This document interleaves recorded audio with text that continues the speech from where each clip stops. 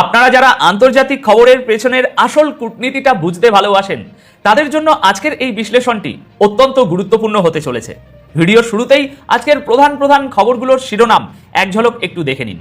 দর্শক, আজ আপনারা দেখতে চলেছেন কিভাবে মধ্যপ্রাচ্যের সমুদ্রপথে আমেরিকার দম্ভ চূর্ণ হলো এবং প্রেসিডেন্ট ডোনাল্ড ট্রাম্প তার বহু চর্চিত প্রজেক্ট ফ্রিডম স্থগিত করতে বাধ্য হলেন।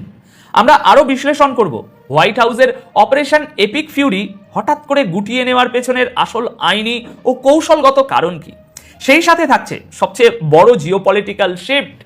বেইজিংয়ে গতকাল ইরান ও চীনের পররাষ্ট্রমন্ত্রীদের হাই প্রোফাইল বৈঠক, যেখানে চীন সরাসরি আমেরিকা ও ইসরায়েলের বিরুদ্ধে গিয়ে ইরানকে খোলাখুলি সমর্থন দিয়েছে এবং একটি চরম সতর্কবার্তা ছুড়ে দিয়েছে। আর সবশেষে আলোচনা করব হরমুজ প্রণালীতে ফ্রান্সের একটি বাণিজ্যিক জাহাজে হওয়া ভয়াবহ হামলা নিয়ে, যা গ্লোবাল শিপিং রুটে নতুন করে আতঙ্ক তৈরি করেছে। আজ 7 মে 2026 তারিখের এই বৈশ্বিক প্রেক্ষাপটে দাঁড়িয়ে আমরা এই প্রতিটি খবরের শুধু উপরের আবরণ নয়, বরং এর ভেতরের আসল রাজনীতি নিয়ে একদম প্র্যাকটিক্যাল আলোচনা করব। দেখুন দর্শক, মধ্যপ্রাচ্যের সমুদ্রপথে আমেরিকার প্রেসিডেন্ট ডোনাল্ড ট্রাম্পকে শেষ পর্যন্ত নিজের পদক্ষেপ থেকে পিছু হটতেই হলো। আজকের সবচেয়ে বড় খবরটি হলো ইরানের সামরিক কৌশলের কাছে এক প্রকার মাথা নত করে ট্রাম্প হরমুজ প্রণালীতে জোরপূর্বক প্রবেশের যে পরিকল্পনা করেছিলেন সেই প্রজেক্ট ফ্রিডম আপাতত স্থগিত করার ঘোষণা দিয়েছেন। গতকাল 6 মে ডোনাল্ড ট্রাম্প তার সোশ্যাল মিডিয়া প্ল্যাটফর্মে এই তথ্য নিশ্চিত করে জানিয়েছেন যে তারা এই মিশনটি এখনকার মতো পিছিয়ে দিচ্ছেন। এর মানে হলো মার্কিন নৌবাহিনীর যুদ্ধজাহাজগুলো এখন আর সরাসরি হরমুজ প্রণালীর ভিতরে ঢুকবে না, বরং বাইরে থেকে অবস্থান করবে। দেখুন, আসল ব্যাপারটা হলো এই সিদ্ধান্তটি এমন একটা সময়ে এলো যখন ইরানের ইসলামিক রেভলিউশনারি গার্ড কর্পস বা আইআরজিসি স্পষ্ট হুমকি দিয়ে রেখেছিল যে তাদের নিয়মের বাইরে গিয়ে কোনো বিদেশি জাহাজ যদি এই রুটে ঢোকার চেষ্টা করে তবে তাকে সরাসরি ডুবিয়ে দেওয়া হবে। এমনকি ইরানের সর্বোচ্চ ধর্মীয় নেতা মুস্তাফা খামেনি সম্প্রতি একটি ঐতিহাসিক নির্দেশ জারি করে অত্যন্ত কড়া ভাষায় বলেছিলেন যেসব বিদেশি শক্তি অসৎ উদ্দেশ্য নিয়ে উপসাগরীয় অঞ্চলে প্রবেশ করবে তাদের সমুদ্রের অতল গভীরে ডুবিয়ে দেওয়া হবে। এখন ট্রাম্প দাবি করছেন যে তিনি এই মিশন স্থগিত করেছেন কারণ ইরানের সাথে একটি চূড়ান্ত চুক্তির দিকে তারা অনেকটা এগিয়ে গেছেন। কিন্তু এখানে একটা জিনিস বুঝতে হবে দর্শক, এই চুক্তির কথাটা আসলে একটা কৌশলগত অজুহাত ছাড়া আর কিছুই নয়। কারণ ইরান অনেক আগেই সাফ জানিয়ে দিয়েছে যতদিন পর্যন্ত আমেরিকা তাদের বেআইনি নৌ অবরোধ তুলে না নেবে ততদিন পর্যন্ত কোনো ধরনের আলোচনা বা চুক্তির টেবিলে তারা বসবে না। গত মাসের শেষের দিকে ট্রাম্পের নির্দেশে মার্কিন নৌবাহিনী যখন ইরানের বন্দরগুলোতে অবরোধ জোরদার করে তখন ইরানও পাল্টা ব্যবস্থা হিসাবে এই হরমুজ প্রণালীতে নিজেদের নিয়ন্ত্রণ আরো কঠোর করে তোলে। আমার বিশ্লেষণ বলছে ট্রাম্পের এই মিশন স্থগিত করার আসল কারণ হলো নিজের নৌবাহিনীর সম্ভাব্য বিপর্যয় ঠেকানো এবং একটি নিশ্চিত ব্যর্থতাকে চুক্তির মোড়কে আড়াল করা। ইরান যেভাবে তাদের অ্যান্টিশিপ মিসাইল এবং ড্রোনগুলো তাক করে রেখেছিল তাতে প্রজেক্ট ফ্রিডম নিয়ে সামনে এগোনোর অর্থই ছিল সরাসরি একটি ধ্বংসাত্মক যুদ্ধে জড়িয়ে পড়া, যেখানে আমেরিকার নৌবাহিনীর বিশাল ক্ষতি হওয়ার সম্ভাবনা ছিল একদম শতভাগ। এই ঘটনাটি প্রমাণ করে দিল যে উপসাগরীয় অঞ্চলের জলসীমায় এই মুহূর্তে পশ্চিমাদের নয় বরং ইরানেরই একচ্ছত্র আধিপত্য চলছে। ট্রাম্প একে চুক্তির দিকে এগোনোর কথা বলে যতই সান্ত্বনা খুঁজুন না কেন, গোটা বিশ্ব এটাকে ইরানের সামরিক শক্তির কাছে আমেরিকার পিছু হটা হিসাবেই দেখছে।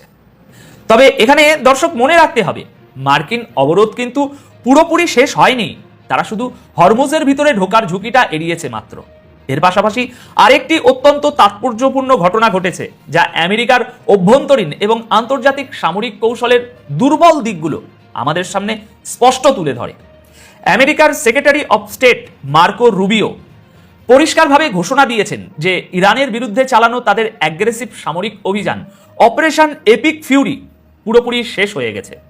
হোয়াইট হাউসে সাংবাদিকদের সাথে আলাপকালে রুবিও এই ঘোষণা দেন এবং জানান যে এই মিশনটির বর্তমান পর্যায়ে সম্পন্ন হয়েছে এবং মার্কিন কংগ্রেসকেও এই বিষয়ে আনুষ্ঠানিকভাবে জানিয়ে দেওয়া হয়েছে। এখন আপনারা অনেকেই ভাবতে পারেন যে আমেরিকা হয়তো ভয় পেয়ে পালিয়েছে, কিন্তু একজন বিশ্লেষক হিসাবে আমি আপনাদের বলবো এখানে শুধু ইমোশন দিয়ে বিচার করলে হবে না, পেছনের আসল রাজনীতিটা বুঝতে হবে। এই যুদ্ধবিরতির প্রায় 1 মাস পার হওয়ার পর হোয়াইট হাউস যে এই যুদ্ধ শেষের ঘোষণা দিল, এর পিছনে একটা খুব বড় আইনি কারণ রয়েছে, যা আমি আগেও আপনাদের সকলকে জানিয়েছি। দেখুন, মার্কিন আইন অনুযায়ী কোনো সামরিক সংঘাত যদি 60 দিনের বেশি স্থায়ী হয়, তবে প্রেসিডেন্টকে সেটি আরও চালিয়ে নিয়ে যাওয়ার জন্য কংগ্রেসের কাছ থেকে বিশেষ আইনি অনুমোদন নিতে হয়। ডোনাল্ড ট্রাম্প খুব ভালো করেই জানতেন যে বর্তমান পরিস্থিতিতে কংগ্রেসের কাছ থেকে এই অনুমোদন পাওয়া প্রায় অসম্ভব। তাই কংগ্রেসের এই আইনি গ্যাঁড়াকলে আটকে যাওয়ার আগেই তারা অত্যন্ত চতুরতার সাথে অপারেশন এপিক ফিউরি সমাপ্ত ঘোষণা করে একটি ফেজ শেষ করলো। এর মানে এই নয় যে তারা ইরানকে ছেড়ে দিয়েছে। মার্কো রুবিওর কথায় এটা স্পষ্ট যে আমেরিকা এখন সরাসরি সামরিক হামলার বদলে অন্য কোনো স্ট্র্যাটেজির দিকে মনোযোগ দিচ্ছে। তাছাড়া যে কোনো সময় তারা নতুন নাম দিয়ে ভিন্ন কোনো অপারেশন শুরু করার অপশনও খোলা রাখছে। তাই আমেরিকা ভয় পেয়ে পালিয়েছে এমনটা ভেবে নেওয়ার কোনো কারণ নেই, বরং তারা নিজেদের আইনি সীমাবদ্ধতা এবং সামরিক সক্ষমতার হিসেব কষেই এই সিদ্ধান্ত নিয়েছে। তবে এই সিদ্ধান্ত এটাও প্রমাণ করে যে আমেরিকার পক্ষে এখন আর চাইলেই মধ্যপ্রাচ্যে মাসের পর মাস লম্বা এবং ব্যয়বহুল যুদ্ধ চালিয়ে যাওয়া সম্ভব নয়। আক্রমণাত্মক অভিযান আপাতত বন্ধ থাকলেও ইরানের বিরুদ্ধে তাদের নৌ অবরোধ কিন্তু ঠিকই জারি রয়েছে, যা এই অঞ্চলের পরিস্থিতিকে এখনো অত্যন্ত নাজুক করে রেখেছে।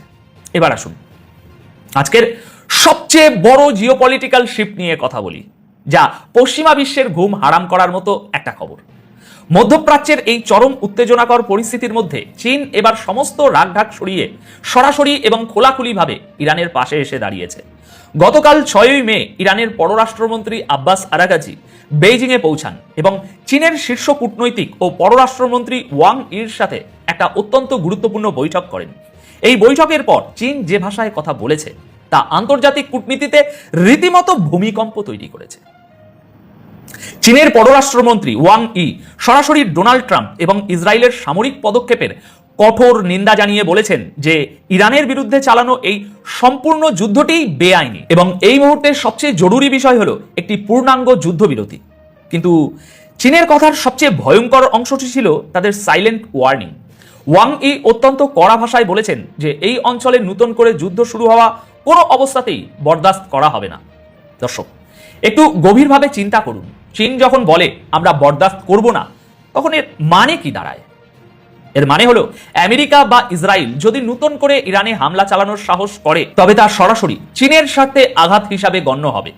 বৈঠকে ইরানের পররাষ্ট্রমন্ত্রী আব্বাস আরাকাচি চীনকে ইরানের সবচেয়ে কাছের এবং বিশ্বস্ত বন্ধু হিসাবে আখ্যায়িত করেন এবং জানান যে বর্তমান এই কঠিন সময়ে দুই দেশের মধ্যকার সহযোগিতা অতীতের যে কোনো সময়ের চেয়ে অনেক বেশি শক্তিশালী হবে। দেখুন, এই পুরো ঘটনাটি ডোনাল্ড ট্রাম্পের জন্য একটি বিশাল বড় ধাক্কা। আমেরিকা বছরের পর বছর ধরে চেষ্টা করে আসছিল ইরানকে বিশ্বমঞ্চ থেকে সম্পূর্ণ একঘরে করে ফেলার, তাদের উপর একের পর এক নিষেধাজ্ঞা চাপিয়ে দেওয়ার। কিন্তু আজ চীনের মতো একটি গ্লোবাল সুপার পাওয়ার যখন ইরানের পিছনে ঢাল হয়ে দাঁড়ালো, তখন আমেরিকার সেই আইসোলেশন স্ট্র্যাটেজি পুরোপুরি মুখ থুবড়ে পড়ল। একদিকে ট্রাম্প ইরানের উপর নৌ অবরোধ দিয়ে তাদের গলা টিপে ধরার চেষ্টা করছেন, অন্যদিকে চীন তাদের সব ধরনের লজিস্টিক ও কূটনৈতিক সাপোর্ট দিয়ে বাঁচিয়ে রাখছে।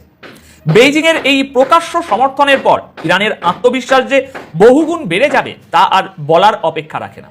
এর সরাসরি প্রভাব আমরা আগামী দিনগুলোতে হরমুজ প্রণালীর জলসীমায় এবং মধ্যপ্রাচ্যের স্থলভাগে দেখতে পাবো। কারণ ইরান এখন জানে যে গ্লোবাল পলিটিক্সে তাদের পিছনে বিশ্বের অন্যতম বড় একটি শক্তি পাহাড়ের মতো দাঁড়িয়ে আছে।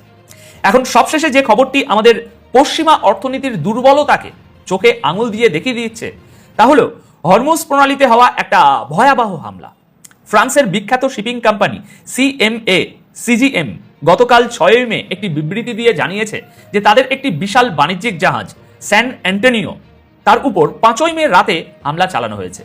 জাহাজটি যখন বিশ্বের সবচেয়ে বিপজ্জনক রুট অর্থাৎ হরমুজ প্রণালী দিয়ে পার হচ্ছিল, ঠিক তখনই এই হামলার শিকার হয়।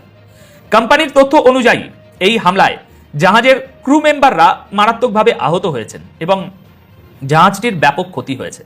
এখনো পর্যন্ত আনুষ্ঠানিকভাবে এটা পরিষ্কার নয় যে এই নিখুঁত হামলার পিছনে আসলে কাদের হাত রয়েছে।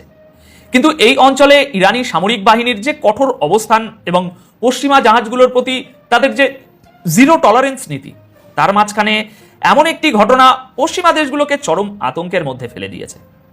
দেখুন, এখানে আসল ব্যাপারটা হলো কে হামলা করেছে, তার চেয়েও বড় প্রশ্ন হলো আমেরিকা বা পশ্চিমা বিশ্ব এত বড় বড় নৌবহর নিয়ে ওই এলাকায় উপস্থিত থাকার পরও কেন তারা নিজেদের মিত্রর বাণিজ্যিক জাহাজগুলোকে নিরাপত্তা দিতে পারছে না। হরমুজ প্রণালীতে বাণিজ্যিক জাহাজের উপর এই যে হামলা, এটা গ্লোবাল শিপিং এর জন্য এক বিশাল অশনি সংকেত।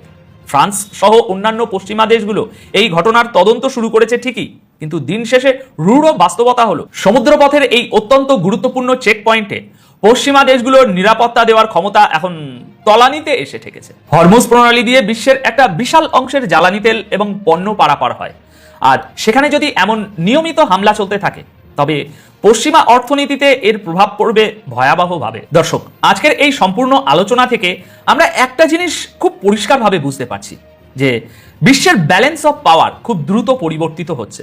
আমেরিকা চাইলেই এখন আর তাদের পেশি শক্তি দিয়ে সবকিছু নিয়ন্ত্রণ করতে পারছে না।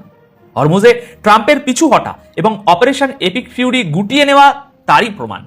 অন্যদিকে চীন এবং ইরানের এই নূতন মেরুকরণ পশ্চিমা বিশ্বের একাধিপত্যের কফিনে শেষ পেরেক ঠুকে দিচ্ছে কিনা সেটাই এখন দেখার বিষয়। এখন আজকের এই জিওপলিটিক্যাল বিশ্লেষণ আপনাদের কেমন লাগলো, এবং হরমুজ প্রণালী থেকে আমেরিকার এই কৌশলগত পিছু হটাকে আপনারা কিভাবে দেখছেন তা অবশ্যই কমেন্ট করে জানাবেন। আপাতত তাহলে এ পর্যন্তই। সবাই খুব ভালো থাকবেন, সুস্থ থাকবেন। ধন্যবাদ আপনাদের সকলকে।